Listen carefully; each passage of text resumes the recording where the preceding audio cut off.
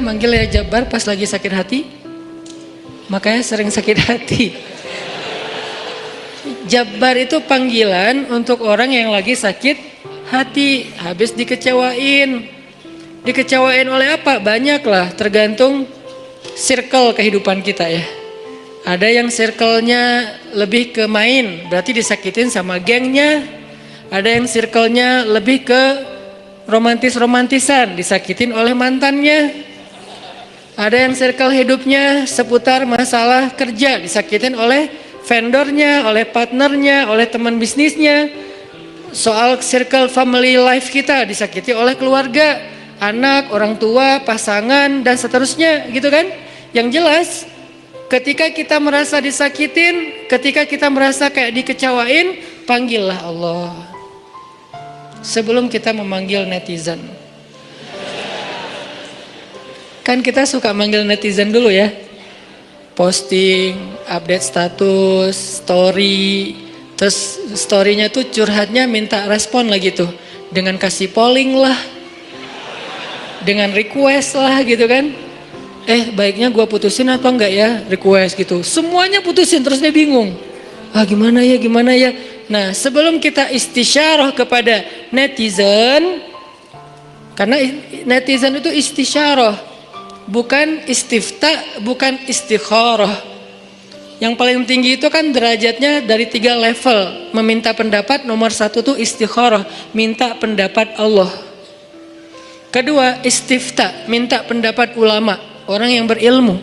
Ketiga, istisyarah, minta pendapat orang yang lebih bijak dan berpengalaman, termasuk kepada teman kita atau followers kita atau geng kita, itu istisyarah.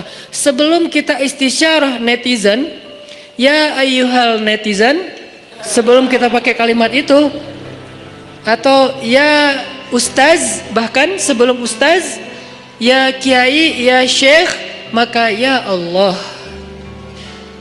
Panggil Allah Subhanahu wa ta'ala. Manggilnya gimana Ustadz? Salah satunya selain kata Allah pastinya, karena itu kalimat yang paling mulia, kita juga bisa manggil tematik.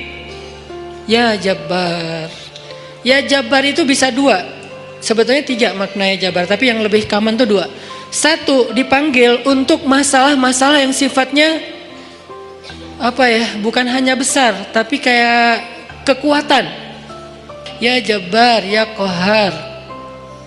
Arti Jabbar dalam konteks itu yang perkasa, yang memaksa.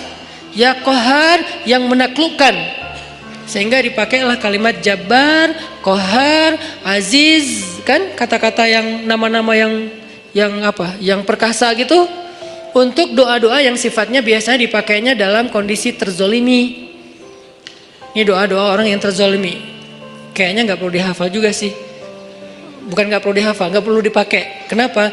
Berharap kita tidak mendoakan orang yang zalim, kecuali yang dizolimi dalam urusan agama. Kalau dizolimi urusan pribadi sih, mending jangan mendoakan orang yang menzalimi. Kenapa? Rugi. Mending doain diri sendiri.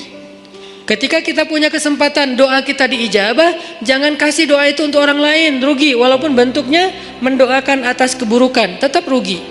Mending kita pakai buat doain diri kita sendiri. Ya Allah, saya lagi dizalimin, mudah-mudahan. Nah gitu kan, berarti kan kita dapat kebaikan.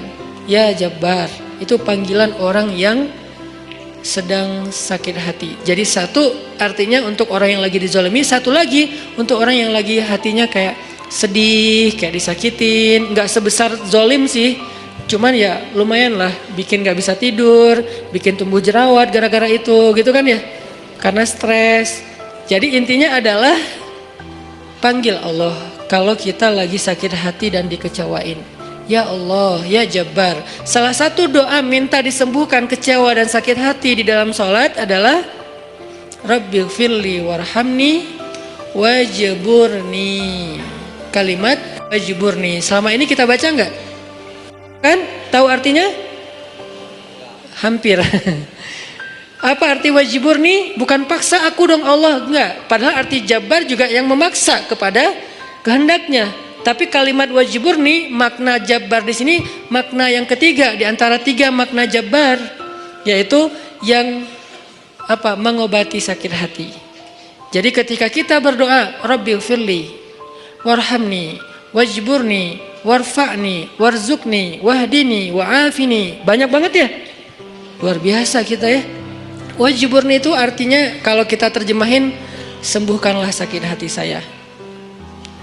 Atau bahasa lain juga bisa diterjemahin, hiburlah aku ya Allah, aku lagi sedih nih.